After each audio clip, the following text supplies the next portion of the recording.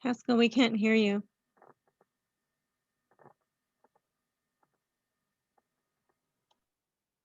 Can you hear me now? Yes. Can you hear me? Yes. Okay, good. Um,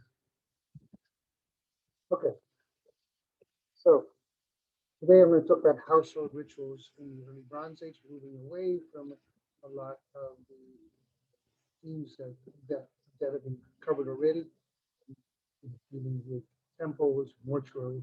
I'm going to look at what's going on in domestic residences.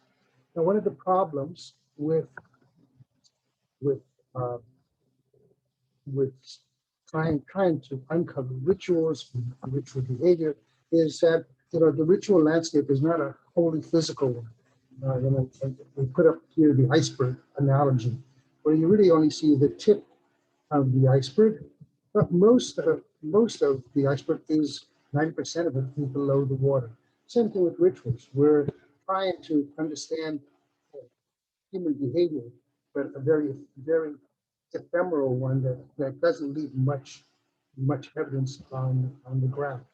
So the question is, how do we materialize that immaterial part of human behavior? Furthermore, not only are we seeing very little of what the actual rituals are leaving behind, but it's also most of it gets destroyed through time by the vagaries of the archaeological record. So what we're really looking at are the residues of behavior, and those are very few. So we're trying to pick out the pieces. A ritual life is difficult to to, um, to uncover when investigated in the absence of written records or the absence of representations, potentially of divinities or monumental structures or shrines, buildings, altars, all these kind of things that people have been talking about throughout this webinar. They all allow us to see different aspects of behavior. When those things are not present in domestic residences, how do we go about looking at behavior? Now, the other problem is that elites are most visible. We can see, where the elites are living, where the elites are building their temples. We can see often their burials with more goodies. They stand out. Whereas most of the population remains invisible. So the goal really today is to investigate what kind of ritual behavior occurs, particularly within lower stratum households during the early Bronze Age of the southern Levant. You have to remember that the lower stratum, the non-elites, are the majority of the population. We're in particular probably talking about urban populations, but it's even more true in the countryside. Now we're going to look at different types of information that can help us. One is going to be the location of rituals, where they're found in buildings, different types of artifacts that may inform us of rituals, as well as foundation deposits. I'm going to be presenting the data from the site of Safi. Many of you know where it is already, but for those of you who don't, just to briefly review it, it's situated kind of halfway between the coastal edge and on the mountains of Judea. It's really on the last foothill. You can sort of see down here, it's sitting on a natural outcrop. This is the mound from the north. It's on the last outcrop overlooking the coastal plain. Now, here's an overhead aerial view of the site. It's lozenge shape. You can sort of see from around here on top of the natural hill. The upper mound's about 25 hectares or about 250 dunams. And the whole thing is fortified. There's stone fortifications encircling the entire early Bronze city. The city, where the site of Safi is most famous for its Iron Age Philistine occupation, not here. But during the early Bronze Age, this is one of the largest sites in the region. probably at the top of the regional settlement hierarchy. We began our research here at the eastern end of the site. It's what we've been able to uncover is a domestic residential neighborhood. And we chose to work here because the ED was cropping out close to the surface.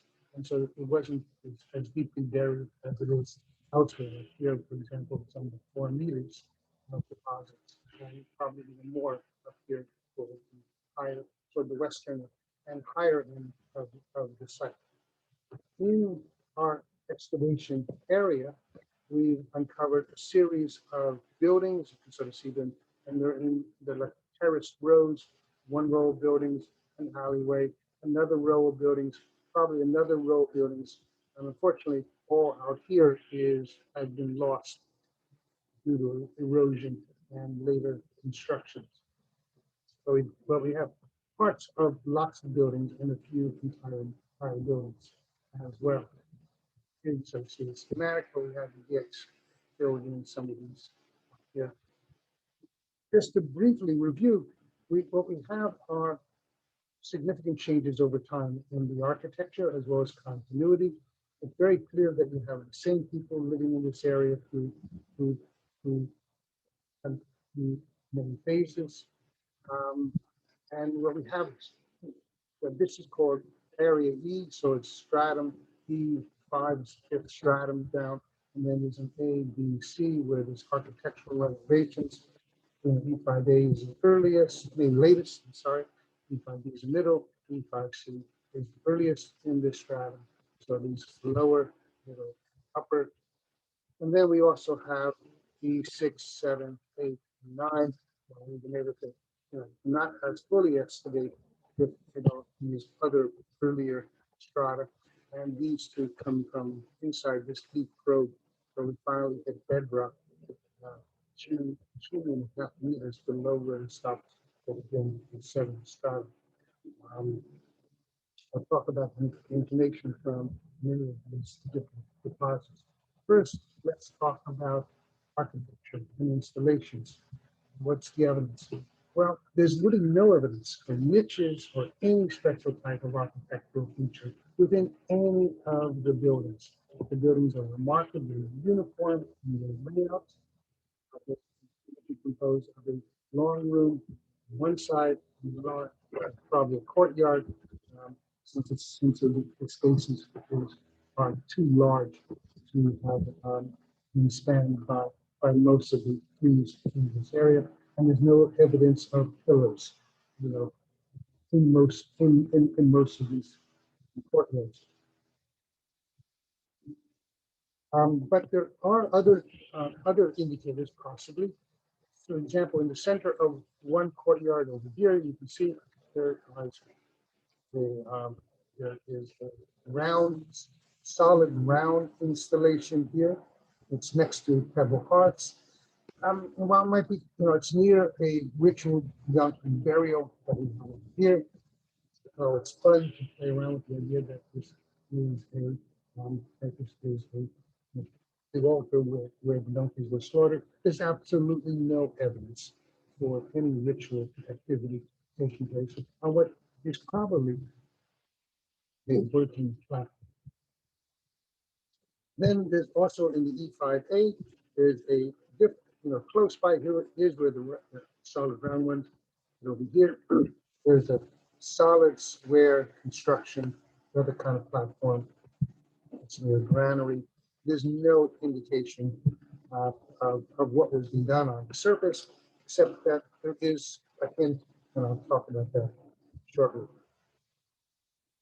Now let's look at figurines. And one problem with figurines, and you can sort of see the difficulties as elaborated by Yamir and Laura in their talk. How does one tell if they're votives, if they're idols, or are they simply toys? The only real way is going to be depositional context. Well, anthropomorphic figurines are completely absent in the early Bronze Age houses that's Safi. It either means they didn't worship an anthropomorphic figurine or the material didn't survive. They were made in some kind of non-perishable material, or they didn't, or as I said, they just didn't worship them in the homes. But we do find zoomorphic figurines. We find basically three types. Those are donkeys, those are sheep, probably sheep, and those that you just don't know what they're like 105. Um, we have two donkey figurines. Here's just to just give you a sense of what a complete one would look like. As far as a fragmentary, there's one, there's another. So see the same kind of jars on the side of the donkey here. These are interpreted representing straps around around the vessel. So we have two donkey figurines from this area in Safi, but the problem is we don't have a depositional context for them. One is found in the late Bronze Age pit over here. The other one is found down here on the just at the edge of the excavation area on the surface.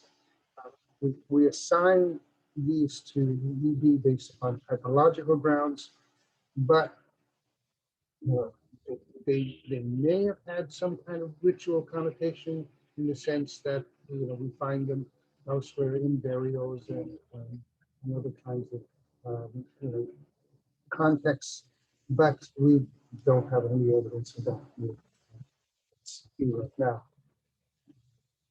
But we have other animal figurines, and interestingly, the number of animal figurines changes through the phases.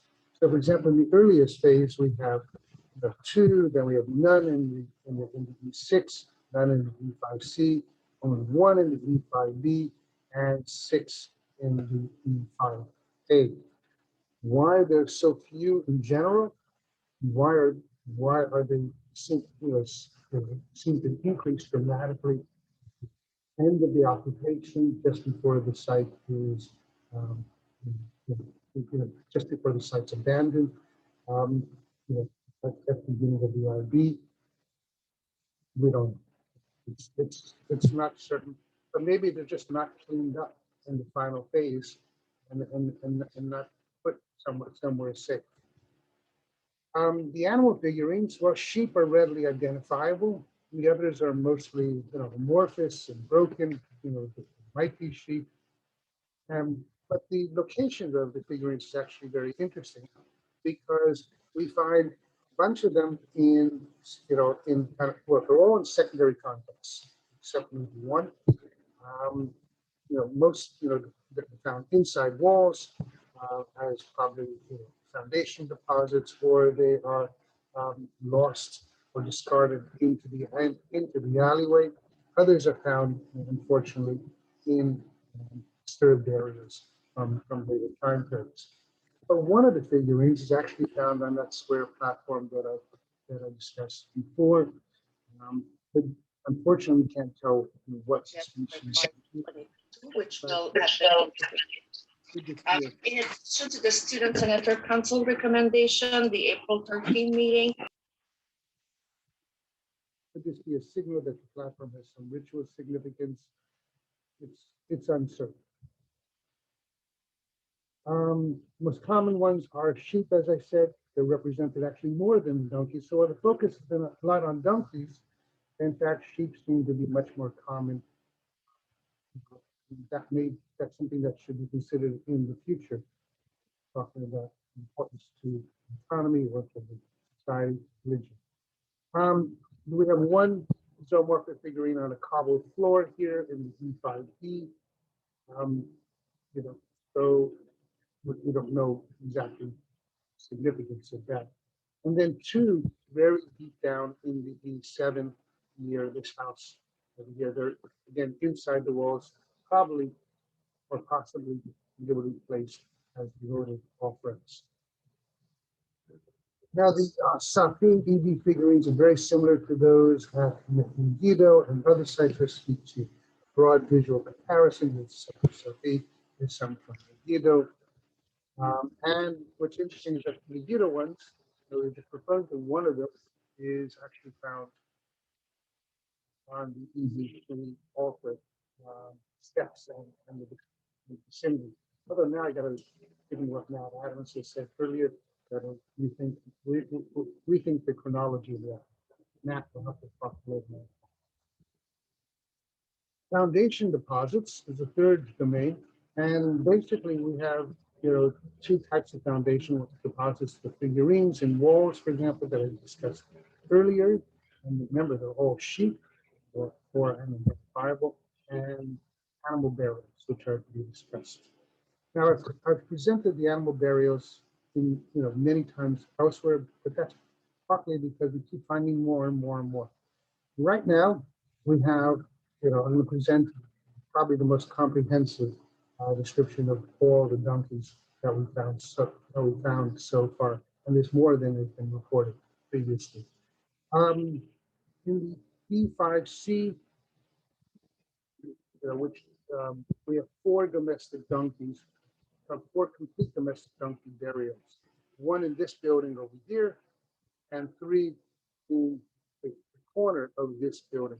What's interesting is that the donkeys are all buried in courtyards beneath the floor, as the buildings are being, just before the buildings are being constructed.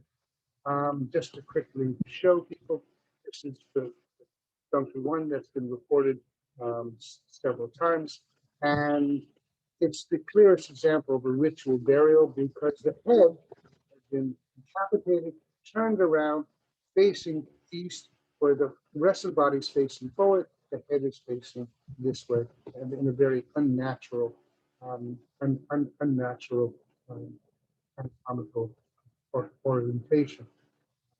So the legs were probably bound and trussed, given how they're so tightly fitted into this very shallow pit. And this is a young adult, probably between 4 and 5 years of age, killed in the prime of life. It's a female. It's an expensive animal at the beginning of its reproductive years, and they've chosen to sacrifice it and bury it in a shallow pit just before the houses are being built in this neighborhood. Across the alleyway, there is what I call the House of Asses. We have 3 complete burials of donkeys here. Remember, we only have exposed part of this structure. If we were able to push back this wall, which is about 4 meters tall, which is not feasible, we likely will find more. How many more? That's left for the next generation. But the basic point is that the donkey burial here is no longer an isolated occurrence. The entire neighborhood is being renewed at this point. We are sacrificing donkeys and burying them on both sides of the alley. But interestingly, not finding them, I should say, we're not finding them. Anyway, these are just close-ups, and you can see each of the donkey buried skeletons. As you can see, the complete skeletons. It's not just like ghosts here; they're actually there. And like 2 of my collaborators, to Greenfield and Rosario as well. These 3 donkeys here, they're also all buried beneath the E5C courtyard in the same building. And legs are also tightly brought together. We're not so sure if they're bound and trussed. I should have said that there on the text. But the heads of all the donkeys, both sides of the alley, are facing east toward the rising sun. They're all females. They're all either old subadults or young adults, basically killed in the time of their life. One of them, has a butchering mark on the neck or cervical vertebra. So, having found so many donkeys, we decided recently that it's time to go back and review all the fauna from the earlier excavations. And lo and behold, we found evidence for a number of other donkey burials. Some are part burials, part skeletons, and some are full skeletons. And they are in the later phases of the E5 stratum, A and B phases. So in E5B, we have an infant donkey burial over here in a pit. buried below a hearth or cooking installation. This one is an infant, not an newborn, so it's not a fetus that has that passed away. This is an infant, probably a month or so old. We can't determine the sex, but no canines are present. But the milk teeth are beginning to erupt. A second donkey, not a full skeleton though, was found here in a small pit in this courtyard above where the other three donkeys were found. There's a cranium and parts and a few other anatomical elements. It's also that of a young adult female, again, with, being based upon the absence of canines. Then we start looking at the E5A material, which is the last deposit before the site's abandoned at the end of the EV3. And we found two more donkey burials. One of them is over here in this building for, for the northern part of, of the building complex. And there, most of the skeleton has been found. Um, part of it's missing, but part of the deposit is also disturbed by late bronze and Iron Age activity in this area. Also buried in a shallow pit just below the third floor. Um, There's a picture of it. In fact, it was incorrectly reported as being a big skeleton in Safi 1 volume. Now we can reassign it to the another donkey area. And then here, just at the edge of the balk, sticking out of the balk, over here, and this is a deep 4-meter high balk, and we found the legs of another donkey burial sticking out, probably underneath one of the renewals of the walls that, as the houses are being renovated. It's the legs are sticking out into the alleyway, but the torso is probably the first floor. This is going to be a job for the future generations of archaeologists to be able to excavate, tell us more about what's going on here to the west.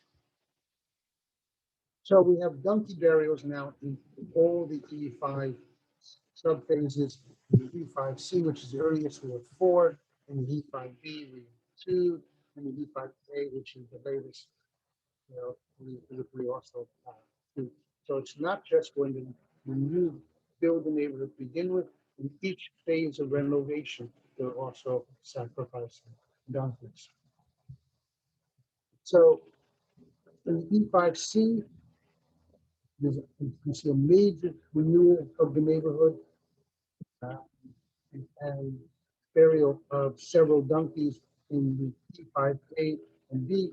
We are renovating the neighborhood. There are also, we see incomplete and complete burials taking place. Did they consume any of the donkeys before burial? For the most part, there's no evidence of butchering marks on the animals, no evidence of filleting or disarticulation, but there's one slice mark on the neck vertebra from one of the oxidasis donkeys, implying that it might be a slaughter mark. But they all are seen beneath the dirt floors in these houses. There's no evidence that these are from these are pits dug through the floor. What about the earlier phases? Well, we've excavated most floor deposits. E6, no donkeys. Excavated, no donkey burials. E7, same thing, no donkey burials. E89, again, no donkey burials. But there's scattered donkey bones, so sort of see some of the distribution of donkey bones here mixed in with the other food debris, means that the probably eating donkeys. As you can see from other talks by pioneers, donkey burials are not an isolated occurrence. They're happening on other sites. And they're, but it's not always clear from the reports whether these are intentional burials in pits, below structures, or are, or are they just dumped in the pits. We need much more comprehensive reports coming out. be able to say that. So Five why are these minutes. why are these burials here? They're beloved, are they beloved pets? Totems, are they there apotropaic, that are offerings to avert evil influences or bad luck in the houses, and therefore divine protection, blessing, or all of these, you know, um, may be suitable explanation. But we know that from later periods, from the Middle Bronze Age, you know, that we have documents from Mari and Ugarit that, that donkeys are slaughtered to seal oaths, agreements, and the like. So it's not so unusual that these are considered special animals. Now, the phenomenon of buried donkeys as foundation causes clearly begins in the EV, earlier EV material, as elaborated on by Daniel Laura, um, and the suggestion that these ritual activities of a specific group entirely Greek, which would probably signify merchants, carbineers, donkey drivers. This is still an important animal for the people living in this part of Safi. So why so many donkey burials in this neighborhood? Well, you have to remember donkeys are donkeys really become important with their domestication um, in the Chalcolithic, and then by the EV, they're spreading across the Near East. At the same time, we're seeing the development of the wagon, and both of these new technologies, because we think of donkeys as a technology, allow for a dramatic increase in the scale of movement of goods and people across the landscape.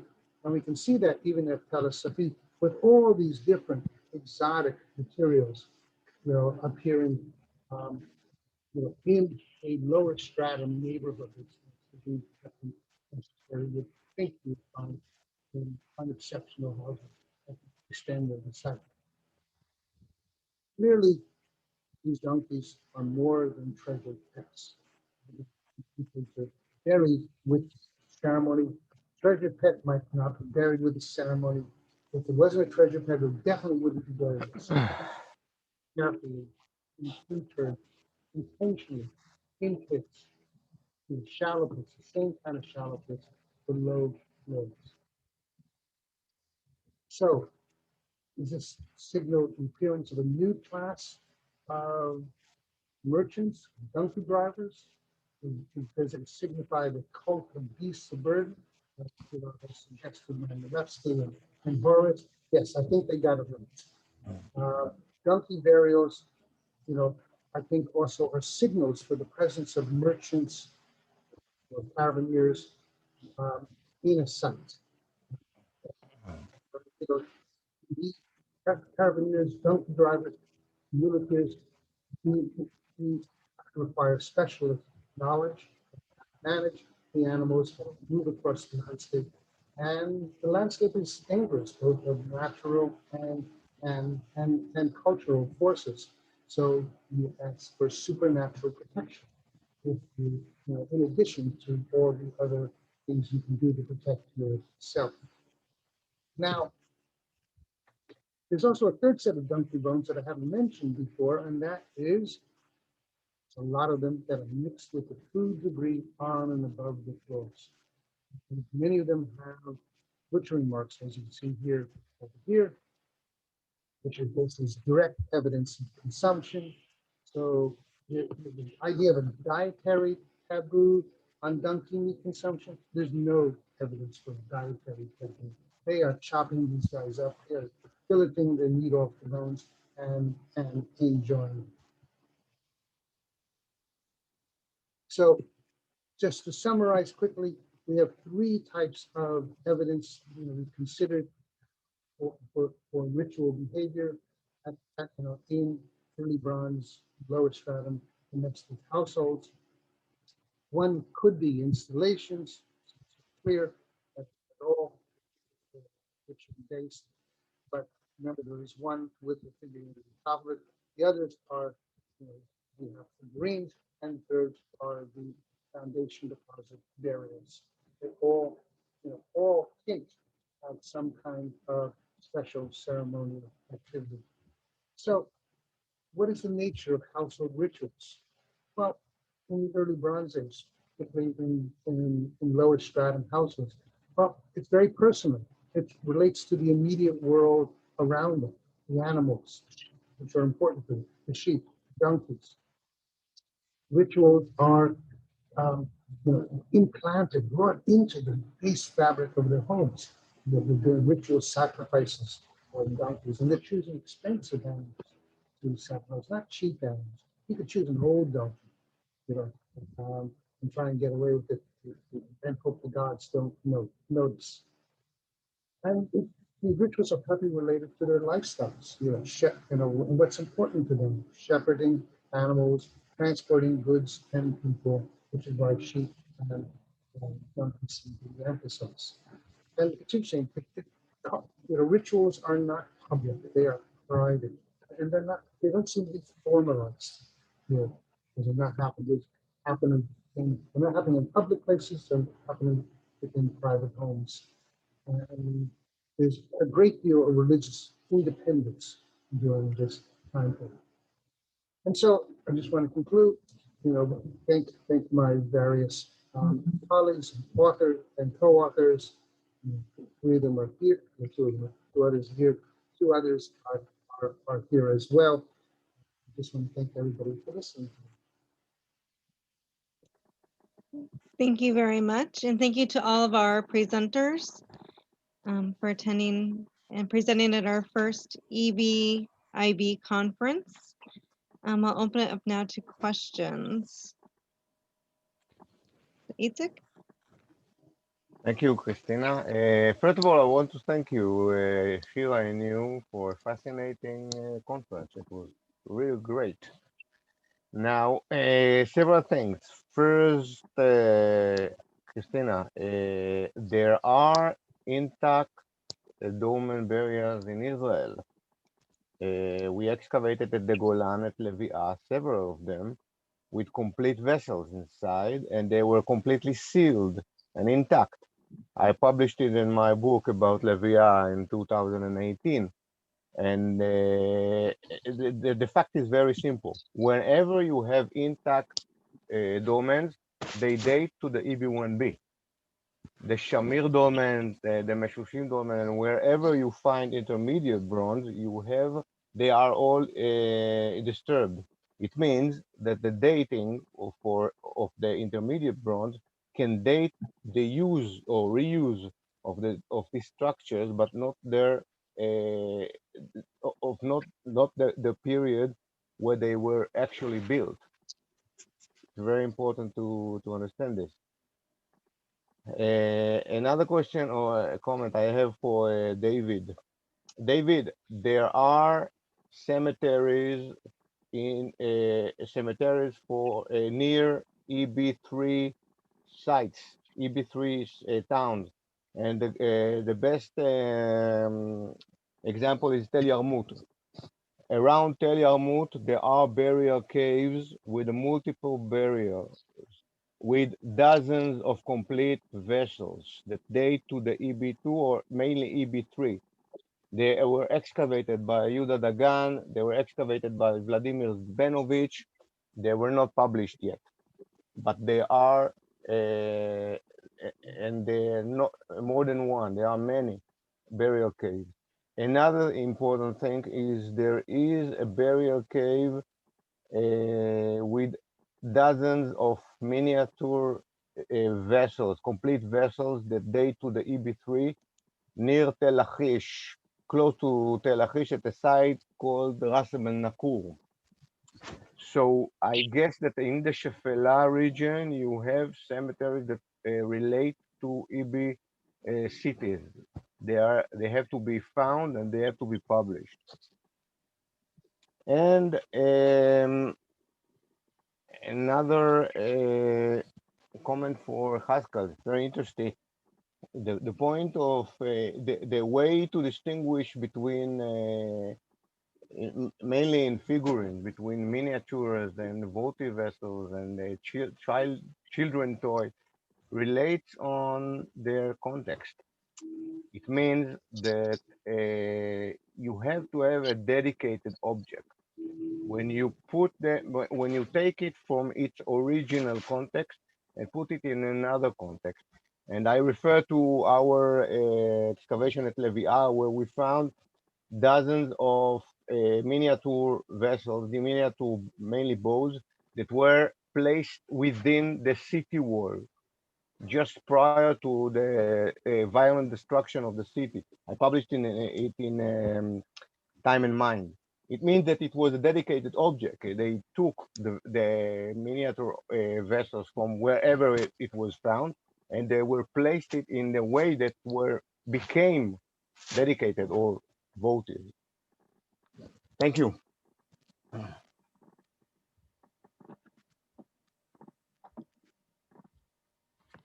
Can I have two Questions, comments? comments? Can I have 2 comments, please? Yes, Uzi. Uzi. One to Itzik. You showed the seal impressions with the ibex and the orante. With what? With the orante figure. Yeah. These are very common in rock art, Right. both in Negev and other countries, actually almost all over the northern All over the world, right? They are found in Navajo and Hopi in every culture almost. And here is a warning. I'm going to ask you for the copy of your article from 2017. A comment to Yanir. You showed the donkey rider from Sarabit el-Khaden. This is not an Egyptian guy, but Canaanite. His name is Hebded, and he is the title of his is the brother of Retanu king or ruler. Brother in this case means official, high official, not a real brother. So he is a Canaanite. Okay. Can I answer? Yeah, that's actually I meant not that it's an Egyptian. I'm sorry if it was misunderstood. This is the representation of Egyptians on Asiatics, Yes. Asiatics. Some of them coming to, as in Beni Hassan, or in the Sinai, as personage that are riding, and they are like they it's like the Asiatics have the knowledge of donkeys, of caravaneers or riders. Okay, the question is, this is actually representing the reality, or it's something that the Egyptians looks at the Asiatics as the experts? I don't know. By the way, you might be interested. I don't remember the name of the writer, but I have an article showing that in the ancient time, riding a donkey is a sign of dignity, not humility. In the Bible, Hamor is not there. The animals like maggot, tola, or a rat, achbor, and others, they are dignified people. They are not.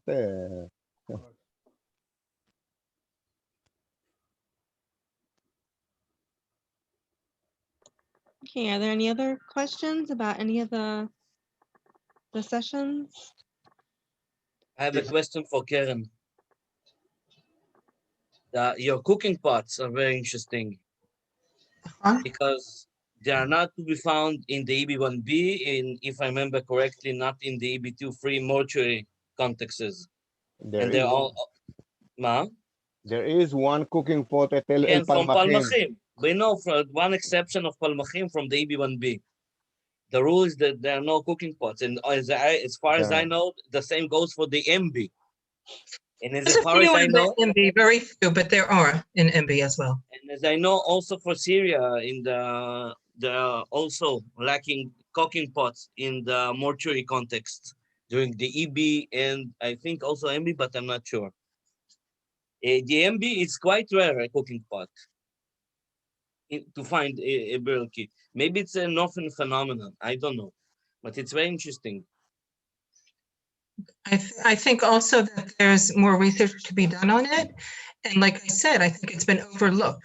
We've been so focused on the cups and on the teapots. And sometimes, like I said, in just a very mundane object, such as the cooking pot, especially when you're looking Mhm. for evidence for ritual. Mhm. Yes. Karen, you mentioned that the rock in Yechiam was carved, right? The rock in the Yechiam cemetery, there was some kind of carving in the surface of the rock.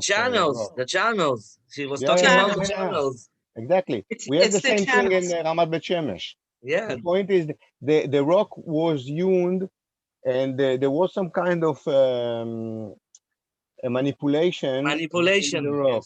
Yes. It means they used natural carving, but they also carved a bit to create some kind of a compound uh, outside the shaft. It's very interesting. It's very and the trial excavations, Yotam Tip noticed that right away, and it also helped us to identify more of the tombs that needed to be excavated. And at first it's hard to believe because the terrain there, it's already you have a lot of the rashim, the bedrock that's just sticking out there. So it's definitely manipulated. It's unbelievable. And I think that a lot of the salvage excavations, because we only get too many of the sites after they remove the topsoil, and we've only reached Right. the shaft. So in so many cemeteries, we're missing, Right. what happened above. And that's why, although most of the tombs, I mean, there's maybe a handful of body sherds from that cemetery, which raises other questions regarding the use. But even though we have a lot of burial goods and other information, there's so much to be learned from that cemetery regarding pre-planning of a cemetery. Right. A lot of We have the information. same thing. We have the same thing. We have pre-planning, and we have differentiation within the cemetery Yeah. between large. Yeah, it's amazing. Very important. I think that, as you said, salvage excavation tend to not to see the landscape, the whole landscape, a greater view of a bigger view of the whole landscape. Problem. Ken, do you have cup marks also? Me? Yeah, do you have cup marks also there? Did Not they have? just channels? I think there were very few. They weren't obvious. Again, I will look over Edwin's report again because it's been submitted. I don't remember many cut marks. I think there were a few. Because in the Ramat Bet Shemesh, the cemetery that Itzik, the excavation Itzik directed, there were clear connection between the channels and cup marks. Right. I think there were other not typical circular depressions, but different shape carved out depression. So it wasn't obvious like typical cut mark. If I'm already talking, then I'd like to just something about the EB3 cemeteries and reuse of perhaps what you mentioned, David, in your excellent lecture about Horvat Zelef. And I just wanted to say, I mean, I know that another thing regarding salvage excavations is many times, such as in Zelef, half of the cave is missing. We only found it, in a section from the side. But it was a shaft tomb. So imagine, I find it hard to comprehend using a shaft tomb as for dwelling. We do have evidence, like for instance, in the Intermediate Bronze Age, in the Western for Galilee, we have dwelling caves, Merat Namer, and there's a few caves up there where they're dwelling caves, but they're not shaft tombs per se. So I think that's worth thinking. But yes, there's definitely a lack of information regarding early Bronze Age 3 burial traditions. Good point. I'd also like to point out that the quality of the excavation report with all those sections and the details is what makes it possible to deal with different kinds of interpretation. You know, if everybody would do that, we would be in a better place right now. So We thank you. saw that for Azorea. We saw that for many excavation, old Yeah, yeah. excavation reports today. I agree. Mhm. Thanks. Karen, we how have a- many? Sorry.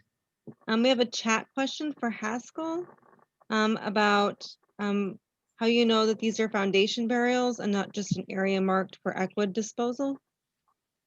Oh, well, that's a constant problem, you know, are these, you know, are these donkeys just died all at once in an abandoned part of the state, you know, or not? Well, the advantage of doing very close, you know, close systematic, or what I call microstratigraphic archaeology, is that we've been able to track the construction of each of the buildings, you know, how much time is between them. We have good, strong radiocarbon date sequence for them. And the artifacts themselves as well show not only the architecture, but the artifacts also show continuity. So there's no break in occupation.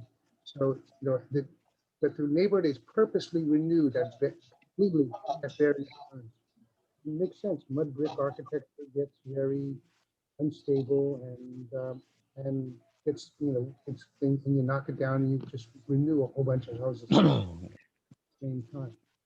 So yeah, I mean, these are purposely buried in that moment between the knocking down of the houses and the constructing of the new ones, or, you know, or during the renovation phase. And hope that answers the question.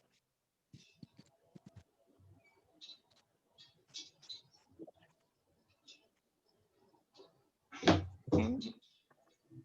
And we have another one in chat for David Alon on the new idea that the Baba Dara is considered a communal cemetery, not just for Baba Dara, but for other surrounding settlements. Yeah, that's an idea that has been around for a while, because there's so many burials, most of which have been robbed out, hundreds and hundreds of them. There is a thought that very likely it's a regional cemetery and people are coming from all over to bury there. And it's not just for the site of Babadra itself. Yes, that's an idea that's very accepted now. It's also worth mentioning that there are several other burial sites through the entire third millennium. At a place like Feifa, for example, there are hundreds of more burials. And so it seems like this whole area east of the Dead Sea, in the Piedmont of the hills, is actually one huge burial ground, especially in the third millennium BC, but not only. Yeah, but you start to see in maybe in the Judean Shephelah also, like in around Tel Yarmout, and you have others. They were not published yet. The material is sitting in the warehouse of the Antiquity Authority. And you're going to do that, right? Yeah, maybe in my pension, hopefully. That raises another question that I'd like to ask, or something to point out, especially for Christina. You know that north of Tel Dan, there's this very large denuded area of basalt, you know, the Hatzbani basalt flow, which is now completely exposed. But once you get a kilometer or two away, that's when the dolmen field starts. And I'm sure you've been there with Uri. Yeah. My reconstruction is that that whole area was initially one big dolmen field, like the Shamir dolmen field, and that perhaps in the EB2 or late EB2 or EB3, it was dismantled and the stones were used to make the massive fortifications. Which leads me to another point, and that is, I'm sure you're aware, I think it was Mati Zohr's article where he cites a few places further south and further west where there are dolmens that people don't really know about, like on the Yeah, there's a Dalton few hidden ones Plateau. around. So Givon, Lachish, the Dalton Plateau, they're like individual dolmens that seem to be all that's left, but that raises the possibility that perhaps there were much larger dolmen fields in the west also that were dismantled by local settlements when dolmens were no longer sacred and no longer the place where you buried your dead, maybe different people, and that they're gone, but maybe there were much more of them. Yeah, of course. Yeah. Yeah, definitely. They say in the book Megalithic Jordan, written by Chaim Shelton, I mentioned that most of the menhirs and dolmens and the burial chambers and whatever in Jordan they were dismantled. What they have today is a portion of what originally was. Just 100 years ago, right? Yeah, something like Yeah. that. Yeah, Right. yeah.